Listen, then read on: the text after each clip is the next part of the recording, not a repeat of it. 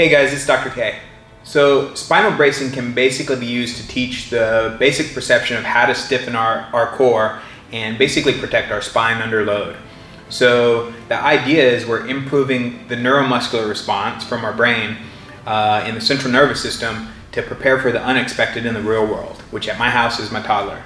So by practicing bracing when we're not thrown into unexpected situations, we actually prepare the body so that it knows how to handle the unexpected and it manages those demands on your body a whole lot better.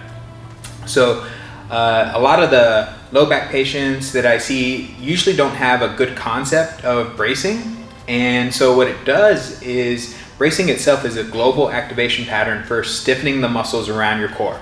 So this creates stiffness around your core, which prevents unsafe movement patterns, which lead to decreased wear and tear and helps prevent injury whenever the loads are really, really high. So in order to practice spinal bracing, first things first, we need to get into a neutral spine position before we even start to move. And then from neutral spine, we can start to get our bracing pattern on and start to interact with the real world. So there's another video on neutral spine that I posted. If you haven't looked at it, go look at that. But I'd encourage you to go look at it and go practice it, think about your own movements.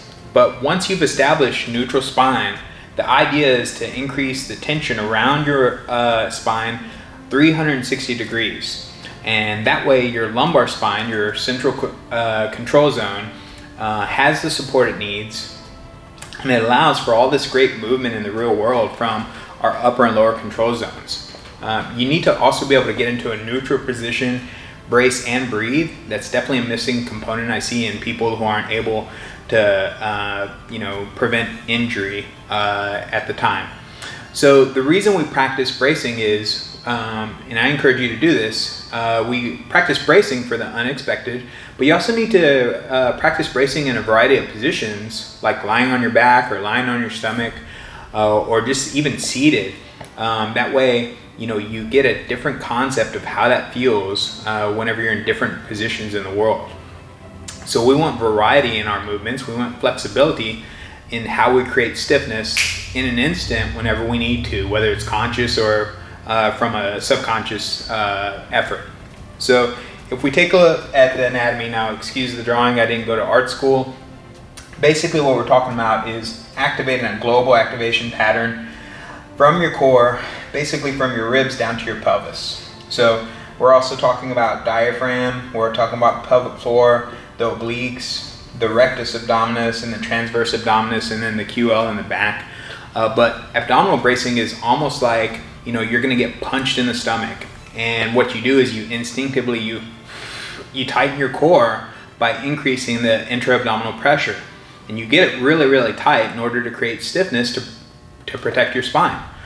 So what you guys should be doing when you practice this is you should be feeling real tightening of the spine, and we're looking to create stiffness and rigidity, but we're doing it in a good way. So a really easy way to check this is if you get a couple of fingers, you basically can push from the outside to the inside of your obliques or your rectus or your transverse abdominis, or maybe even into the posterior side of your abdominal wall.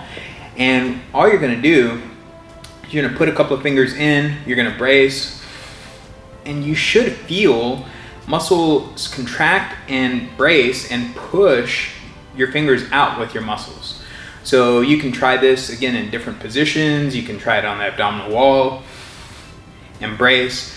You can do it in all four quadrants of your abdominal wall just to see what's going on with that pattern.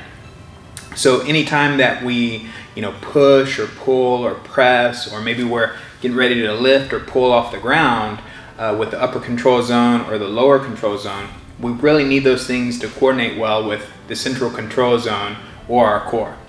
So one of the things that I would 100% tell you is research has shown that people who had chronic low back pain, when they would test them and they would ask them to kind of do some of these movements, they would see that there's actually a delayed activation of the core muscles. And so that's important in real life, because if you're active and you're exercising and you have kids at home and you're trying to kind of manage all these unexpected things and during those activities, you need those muscles to activate as quickly as possible for the unexpected.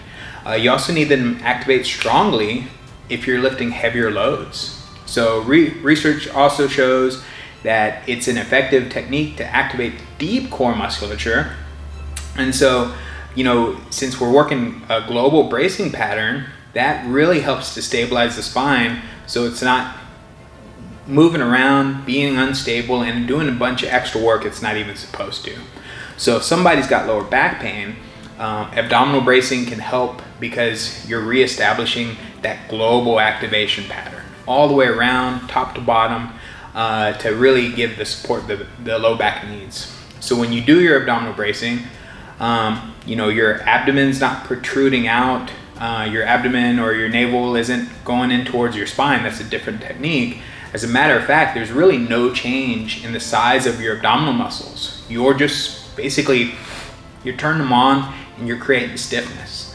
So the ultimate goal is protect your spine by creating stiffness around that whole global network that's supposed to be in play. So in clinic, I might use cueing for abdominal bracing to get somebody to understand and just kind of feel what that pattern feels like. But then we'll use it as home exercise, and I'll progress it into abdominal bracing, including it with more functional movement patterns. So, you got to get neutral, you got to brace, you got to breathe, and then, you can move around. So incorporating abdominal bracing, it's vitally important to protect your spine, especially as you start to do heavier and heavier lifting in the gym, or your kids get bigger, or you have, more challenging functional activities in the real world. So, you need to also be fluid and be able to create a bracing effect while you're breathing.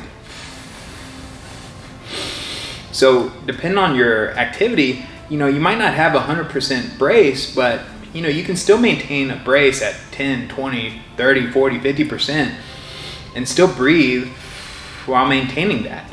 There's interesting information about breathing when it comes to stabilization of the spine, and the full expiration, as you breathe everything out, emptying your lungs, showed increased activation of some of those deep core musculature.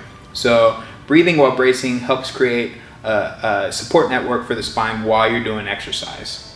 So the body always wants options. It wants movement variability, and so that's basically what I'm asking you to practice. So I would start out with some abdominal bracing, start off on the floor, work into different positions and just challenge and practice it. I would for sure do it before I work out as part of a warm-up, really cue up the nervous system and get it prepared for heavier activities and demands. And then I would use bracing as part of my global activation patterns before I start to lift heavier and heavier loads. So I hope this helped out. I would include it as part of my recovery process just to kind of keep that nervous system queued up. And I know for some people this is all brand new concepts to you. For some people you're still learning, and I encourage you keep learning, integrating new concepts in your training. It's a lot to think about, so let me know how I can help. I really love solving difficult movement-based problems. So I'm celebrating your success already. Stay strong, inspire others.